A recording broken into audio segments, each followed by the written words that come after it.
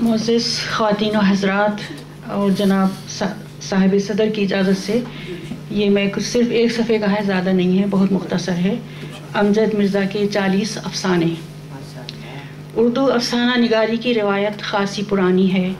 پچھلی نصف صدی کے افسانہ نگاروں نے اپنے دور میں ظہور پذیر ہونے والے حالات، جہالت، بھوک، بے روزگاری اور معاشرے میں ہونے والے استحصال پر بہت دل پذیر اور رومان پرور افسانے لکھے۔ پھر تقسیم کے بعد افسانے کی زندگی میں ایک نیا موڑ آیا۔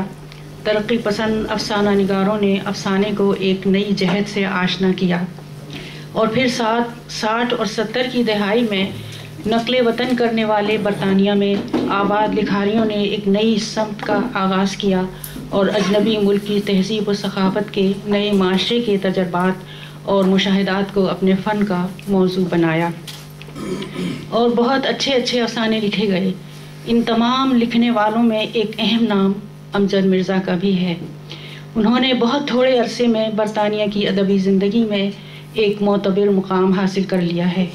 وہ ایک مجھے ہوئے افسانہ نگار کی حیثیت سے منظر عام پر آئے ہیں۔ انہیں پڑھ کر محسوس ہوتا ہے کہ مغربی معاشرے پر ان کی نظر بہت گہری ہے۔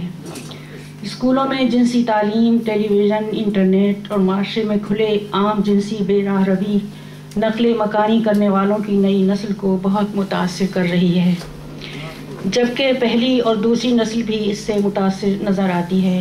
خارجی اور داخلی ذہنی کشمکش کا شکار لوگ، تہذیبوں کا تصادم، جنسی بے راہ روی، تہذیبی شکست و ریخت کے دروازے پر کھڑا انسان مشرقی اقدار کی پامالی پر نوحق نہ نظر آتا ہے۔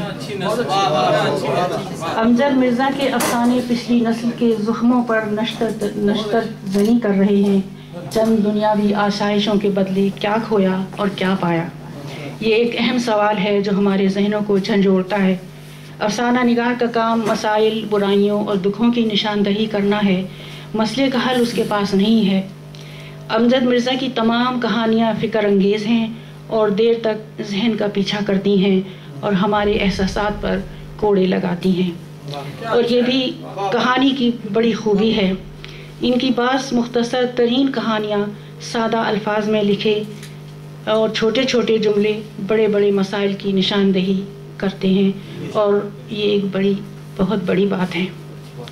یہ ساری کہانیاں من گھڑت نہیں ہیں، بلکہ ہمارے ارد گرد پھیلے ہوئے لوگوں کی کہانیاں ہیں جنہیں انہوں نے بڑی شفاقانہ سچائی اور حقیقت کے ساتھ قلم بند کیا ہے۔